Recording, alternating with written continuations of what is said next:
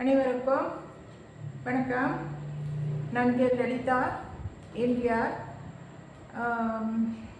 இது என் YouTube channel பெயர் தெரிந்து கொள்வோம். இந்த சேனலில் இன்று நான் பேசவிருக்கும் தலைப்பு என்ன தலைப்பு என்றால், நேற்று நான் அப்லோட் பண்ண ஒரு வீடியோ. அந்த வீடியோ ஏர்லைன் சம்மந்தப்பட்டது, ஏர்லைன் இந்தியா பற்றிய ஒரு வீடியோ. அதாவது A1 171 Boeing 787 dream liner aeroplane. இது 12ஆம் தேதி, சென்ற மாதம் 12ஆம் தேதி ஜூன் மாதம் விபத்தாச்சுல்ல. அஹ்மதாபாத் ஏர்போர்ட்டுக்கு பக்கமாக மெஹானி நகர் ஏரியாவில் உள்ள ஒரு ஹாஸ்டலுக்கு மேலே விழுந்து விபத்துக்குள்ளாச்சுல்ல அந்த ஏரோப்ளேனு. அந்த ஏரோப்ளேனை பற்றி இப்போது நான் லலிதா நான் கண்டினியூ பண்ணுறேன். இந்த வீடியோ எடுக்கிறதுக்கு காரணம், நான் ஒரு வீடியோ பார்த்தேன். அதில் இந்த பைலட்ஸ் 2 பேர் பேசிக்கிறத பற்றி வீடியோவில் பேசியிருக்காங்க. அது பார்த்தேன். ஸோ இப்போ அது நான் நேற்று உள்ள அந்த வீடியோவில் நான் அவ்வளோ கிளியராக நான் சொல்லலை.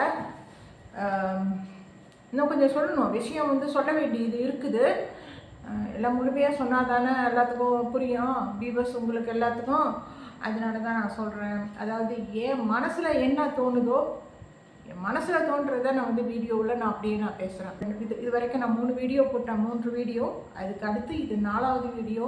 இதில் நான் என்ன சொல்ல போகிறேன்னா, அது அந்த ஆராய்ச்சி பண்ணவங்க எங்கே உள்ளவங்க, அந்த யுஎஸ்ஏல ஆராய்ச்சி பண்ணாங்களா அங்கே உள்ள குரூப்பா, அல்லது இந்தியாவில் ஆராய்ச்சி பண்ண அந்த குரூப்பா, அதுக்குன்னு தனியாக ஏரோப்ளேன் சம்மந்தப்பட்ட அந்த ஆராய்ச்சி பண்ணுறதுக்கெல்லாம் அந்த அந்த பிளாக் பாக்ஸு எல்லாம் திறந்து அது உள்ளுக்குள்ள அந்த ரெக்கார்டிங் பைலட்ஸ் பேசிக்கிட்டுது அதெல்லாம் திறந்து பார்க்குறதுக்கு அதுக்கு ஒரு ஆள் இருக்கும்ல.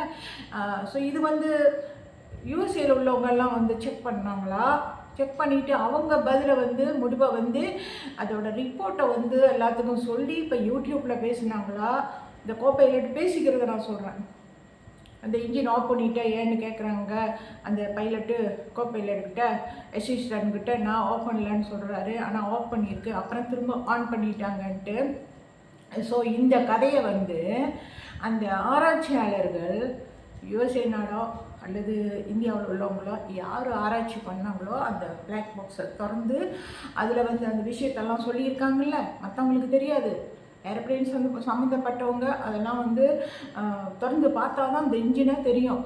உள்ளுக்கு இந்த வாய்ஸ் ரெக்கார்டிங்லாம் இருக்கும்ல, அதை திறந்து பார்த்து சொன்னது. அதை வச்சு தானே எல்லோரும் நம்புகிறாங்க. இப்போ வீடியோலாம் போடுறாங்க. இன்ஜின் ஆஃபு ஆனு இந்த ரெண்டும் உள்ள அந்த அந்த ஃபோட்டோவை வேற ஒருத்தவங்க யூடியூப் சேனல்லேருந்து நான் அப்படியே ஸ்க்ரீன்ஷாட் பண்ணி இதை பாருங்க. அது நான் அது இப்போ இன்றைக்கி வீடியோவில் கண்டிப்பாக பேசியாகணுன்ட்டு நான் அது ஸ்க்ரீன்ஷாட் பண்ணி நான் இப்போ இங்கே வைக்கிறேங்க. பாருங்கள், இது பாருங்க, பற்றி வெள்ளையாக இருக்குது பார்த்தீங்களா, இந்த இங்கே வெள்ளையாக இருக்குது பார்த்தீங்களா, இந்த இது ஏர்ப்ளேனுக்கு கீழே 2 பக்கம் இந்த விசிறி மாதிரி இப்போ ரெக்கம் மாதிரி இருக்குமா, அதுக்கு முன்னுக்கு ஒரு 2 இன்ஜின் இருக்குது. அது ஏற்கனவே ஏர்போர்ட்லேருந்து வெளியே வரப்பே அது கெட்டு போய் தான் வெளியே இருக்குது, சரியா வேலை செய்யல அது. இது 2 பைலட்டுக்கும் நடுவில் இருக்குது. இது எப்போ அந்த சுவிட்சை அந்த வெள்ளையாக தெரியுதுல்ல, அது எப்போ ஆஃப் பண்ணியிருக்காங்க, எப்போ ஆன் பண்ணி விட்ருக்காங்கன்னா, அதாவது இந்த ஆராய்ச்சியாளர்கள் சொல்லியிருக்காங்க அந்த பிளாக் பாக்ஸை திறந்து அதில் பைலட்ஸ் பேசிக்கிட்டாங்களாம். அதை அந்த பிளாக் பாக்ஸ்லேருந்து கண்டுபிடிச்சி எல்லாத்துக்கும் அறிவிச்சிருக்காங்க. இந்த மாதிரி பேசிக்கிட்டாங்க, அது ஆஃப் ஆகிருக்குது அப்படின்னு வேறு ஒரு யூடியூப் சேனலில் நான் பார்த்தேன். அப்போ இந்த வெள்ளையாக இருக்குது பார்த்தீங்களா இது. ஸோ இப்போ இது ஏரோப்ளேனு கெட்டு போச்சு, போக முடியல, மேலே எழும்பி போக முடியல ஆகாயத்தில். இது ஏரோப்ளேன் கிளம்பி ஒரு 4 மினிட்ஸ் இருக்கும், 3-4 மினிட்ஸ் அல்லது 5 மினிட்ஸ் இருக்கும். 4 மினிட்ஸ் வச்சுக்கங்களேன். அந்த 4 மினிட்ஸுக்கு வந்து 3-4 மினிட்ஸுக்கு வந்து அந்த ஏரோப்ளேனு அப்படியே பறந்து அப்படியே போகிறப்ப அப்போ தான் அவங்க பேசிக்கிட்டு இருந்திருக்காங்கன்னு நினைக்கிறேன். அந்த அந்த வீடியோ நான் பார்த்தேன் நான். ஸோ அப்போ அது வந்து பைலட்டு தான் ஆஃப் பண்ணிக்கிட்டாரு, அப்புறம் ஆன் பண்ணிட்டாங்க அப்படின்னு அந்த ஆராய்ச்சியாளர்கள் வந்து ஏரோப்ளேனை அந்த கருப்பு பெட்டியை கண்டுபிடிச்சவங்க சொன்னாங்களாம். ஸோ அப்போ அது வந்து அந்த கருப்பு பிளாக் பாக்ஸ் இருக்குதுல்ல, அந்த பிளாக் பாக்ஸை வந்து திறந்து அதில் பைலட்ஸுங்க வந்து ரெக்கார்டிங் பேசின அந்த ரெக்கார்டிங் இருக்கு, அதில் பதிவாயிருக்கு தானே அந்த பிளாக் பாக்ஸில். அந்த ரெக்கார்டிங்கை வந்து ஏர் இண்டியா ஏன் வந்து யூடியூப்பில் வீடியோவில் போடலை? இப்போ இவங்க சொல்கிறாங்களே ஏன் இன்ஜினை நிப்பாட்டினேன், என்ஜினை ஏன் ஆஃப் பண்ணேன் அப்படின்னு பைலட்டு அசிஸ்டன்ட் பைலட்ட கேட்குறாராம். அதுக்கு இல்லைன்னு சொல்கிறாராம். அதெல்லாம் வந்து பிளாக் பாக்ஸில் வந்து எல்லாம் பதிவாகிருக்குது அப்படின்னு அந்த ஆராய்ச்சியாளர்கள் வந்து அந்த இதை திறந்து பார்த்துட்டு இந்த பிளாக் பாக்ஸை சொன்னாங்கல்ல, ரெக்கார்டிங் பண்ணி இருந்த அந்த பிளாக் பாக்ஸில் அந்த அந்த வாய்ஸு, அந்த வாய்ஸை வந்து என்ன பண்ணியிருக்கணும், இதில் யூடியூப்பில் ஏர் இண்டியா போட்டிருக்கணும். இதுதான் வந்து பைலட்ஸுங்க பேசிக்கிட்டது கடைசி நேரத்தில். பிளாக் பாக்ஸில் பேசின அந்த ரெக்கார்டிங் விஷயத்தை வந்து வீடியோவாக எடுத்து யூடியூப்பில் போடலையே. ஏர்பிளைன் இப்படி ஆகிறதுக்கு என்ன காரணம் அப்படின்னா, இது இன்ஜின் கெட்டு போயிருக்கு. இன்ஜின் வந்து பைலட்டாக கெடுத்துட்டாங்க இன்ஜினை இல்லை. அது வந்து ஏரோப்ளேனு எங்கேருந்து வெளியாச்சுன்னா, முதல்ல இன்டர்நேஷ்னல் ஏர்போர்ட் நியூ டெல்லியில் இந்திரா காந்தி ஏர்போர்ட்லேருந்து வெளியாச்சு. முதல்ல வீடியோவில் நான் எத்தனையோ வீடியோவில் பார்த்துருக்கேன். இந்திரா காந்தி ஏர்போர்ட்டில் தான் அங்கேருந்து கிளம்புச்சு, பேசஞ்சரை ஏற்றிக்கிட்டு அங்கேருந்து வந்து அப்புறம் அப்படியே இதுக்கு அகமதாபாத் ஏர்போர்ட்டுக்கு வந்து அப்புறம் அங்கேருந்து லண்டன் ஏர்போர்ட்டுக்கு போகிறப்ப அப்பயே இன்ஜின் கட்டு போச்சு. அப்போ அகமதாபாத் ஏர்போர்ட்டில் தான் வந்து அங்கே இறங்கி நின்று பேசஞ்சர்லாம் ஏற்றிக்கிட்டு போகிறப்ப தானே அங்கே தான் என்னமோ ப்ராப்ளம் நடந்திருக்கு, இன்ஜினுக்கு என்னமோ பிரச்சனை நடந்திருக்கிறது அகமதாபாத் ஏர்போர்ட்டில் தான். நியூ டெல்லியிலேருந்து பேசஞ்சர் அந்த ஒன்று ஏர்ப்ளைனில் வந்திருக்காங்க. அங்கேருந்து தான் முதல்ல ஸ்டார்ட் பண்ணிச்சு. அப்புறம் இங்கே வந்து இறங்கி அகமதாபாத்தில், இங்கே வந்து அகமதாபாத் ஏர்போர்ட்டில் அங்கேருந்து நியூ டெல்லியிலேருந்து அகமதாபாத் ஏர்போர்ட்டு கொஞ்சம் தூரம் தானே, ரொம்ப பக்கம்னு சொல்ல முடியாது, இருந்தாலும் அவ்வளோ தூரம் வந்திருக்குது இல்லை. வந்து அங்கே ஏர்போர்ட்டில் அகமதாபாத் ஏர்போர்ட்டில் இறங்கி அந்த ஏரோப்ளேன் எவ்வளோ நேரம் அங்கே நின்றுச்சுன்னு தெரில. அந்த ஏரோப்ளேன் வந்து ஒரு அரை மணி நேரம் அங்கே நின்று பேசஞ்சரு நியூ டெல்லியில் உள்ள பேசஞ்சர்லாம் ரெஸ்ட் எடுத்துகிட்டு அப்புறம் ஏதாச்சும் சாப்பிட்டு கேன்டீனில் அகமதாபாத் ஏர்போர்ட்டை நான் சொல்கிறேன், அப்படி இருக்கலான்னு சொல்கிறேன், சாப்பிட்டு அப்புறம் வந்து பேசஞ்சர் அங்கே உள்ள குஜராத்தில் உள்ள அகமதாபாத் ஏர்போர்ட்டில் வெயிட் பண்ண பேசஞ்சரை அந்த ஏரோப்ளேனில் ஏற்றிக்கிட்டு அப்புறம் வந்து லண்டனுக்கு புறப்பட்டுருக்கு. லண்டனுக்கு புறப்பட்டு இப்படி வெளியாகிறப்ப தான் இன்ஜின் அப்பயே கெட்டு போச்சு. பேசஞ்சர் ஏற்றிக்கிட்டு போகிறப்பே கெட்டு போயிருக்குது. அகமதாபாத் ஏர்போர்ட் வந்து குஜராத்தில் உள்ளது. குஜராத்தோட முன்னாள் சீஃப் மினிஸ்டர் அவர் பேர் வந்து விஜய் ரூபானி, முன்னாள் சீஃப் மினிஸ்டர், அவரும் இறந்துருக்காரு. அதெல்லாம் பார்க்கணும்ல. ஏர்போர்ட்டு நான் சொல்கிறேன், தவறு நடந்தது எங்கன்னா இன்ஜின் கெட்டு போனது இந்த Sardar Vallabhbhai Patel international airport, international airport அங்கே தான் கெட்டு போயிருக்குது. இப்போ ஆராய்ச்சியாளர்கள் வந்து இந்த இன்ஜினை கொண்டு போய் எல்லாம் வச்சு கண்டுபிடிச்சி ஆராய்ச்சி பண்ணாங்கள, அதுவும் சரி, அந்த பிளாக் பாக்ஸில் ரெக்கார்டிங் ஆன அந்த வாய்ஸ் மெசேஜ் பதிவும் சரி, இந்த ரெண்டுமே வந்து நான் நம்ப முடியாது. இந்தியா ஏர்லைன் பார்க்குறீங்களா என் வீடியோ? அப்படி பார்த்தீங்களா? நான் சொல்கிறத நான் கேட்டுக்குங்க. இந்த ரெண்டையும் நான் நம்ப முடியாது. Black box recording voice message பதிவானது பிளாக் பாக்ஸில், அதுவும் வந்து நான் நம்ப முடியாது. சொல்லியிருக்காங்களே தவிர அதுக்கு ப்ரூஃப் இல்லை. கோபைலட்ஸ் பேசிக்கிறது, பைலட் பேசிக்கிறது, இதை நான் நம்ப முடியாது. அதோட இந்த இன்ஜினை கொண்டு போய் எல்லாம் செக் பண்ணாங்கல்ல, இன்ஜின் செக் பண்ணாங்கள்ல, எரிஞ்சு போன இன்ஜினை செக் பண்ணாங்கள்ல, அதில் வந்து அந்த இன்ஜின் வந்து அந்த சுவிட்சு வந்து அந்த இன்ஜினு கண்ட்ரோல் பண்ணுற அந்த இன்ஜின் சுவிட்சு வந்து ஆஃபில் இருந்திருக்கும். எரிஞ்ச பிறகு அந்த பாகத்தை கொண்டு போய் செக் பண்ணால் இப்படி இடித்து கண்டிப்பாக வந்து அது ஆஃபில் தான், கீழே தான் இறங்கி இருக்கணும். அதனால வந்து அவங்க ஆராய்ச்சியாளர்கள், ஏரோப்ளேன் ஆராய்ச்சி பண்ணவங்க இவங்க தான் அதாவது இந்தியாவில் ஆராய்ச்சியாளர்கள் அவங்க கொடுத்த ரிப்போர்ட்டு, கடைசி கொடுத்த ரிப்போர்ட்டு தான் இது நான் வேறு ஒரு வீடியோவிலேருந்து எடுத்தேன். இவங்க தான் வந்து எல்லாம் ரிப்போர்ட் வெளியாக்கியிருக்காங்க. அந்த ஆராய்ச்சியாளர்கள் எல்லாம் கண்டுபிடிச்சி வெளியாக்கியிருக்காங்க. இன்ஜினில் எரிஞ்சு போன இன்ஜினில் அந்த சுவிட்சு வந்து ஆஃபில் கீழே இறங்கியிருந்தாலும் சரி, அங்கே அந்த இதில் இந்த ஏரோப்ளேனில் போய்கிட்டு இருக்கிறப்ப பைலட்ஸுங்க வந்து அந்த சுவிட்சை ஆஃப் பண்ணியிருக்காங்க, அப்புறம் ஆன் பண்ணியிருக்காங்க, அப்புறம் ஏரோப்ளேன் போயிருக்கு, அப்புறம் அங்கே போய் விழுந்திருக்கு, அப்படி இப்படிலாம் எல்லாம் வந்து இதில் ஆராய்ச்சியாளர்கள்லாம் சொல்லியிருக்காங்கல்ல. அந்த நியூஸ்லாம் இப்போ வந்தது தானே, முந்தி உள்ளது இல்லையே, இப்போ உள்ளது தான். ஸோ அது நான் நம்புகிற மாதிரி இல்லை. ஏன்னா கதை சொல்கிறதெல்லாம் எப்படி வேணாலும் சொல்லலாம், ஆனால் அதுக்கு ப்ரூஃப் வேணும், ஆதாரம் வேணும். பைலட்ஸ் பேசிக்கிட்டு தான் ஏன் போடல மெசேஜ் பதிவாச்ச, அது ஏன் வந்து வீடியோ எடுத்து அதில் போட்டு மக்களுக்கு ஏன் தெரிவிக்கல? அதோட இன்னொன்று வந்து யூடியூப்பில் ஷார்ட்ஸில் நான் பார்த்தேன் ஒரு வீடியோ, அது வந்து அதில் வந்து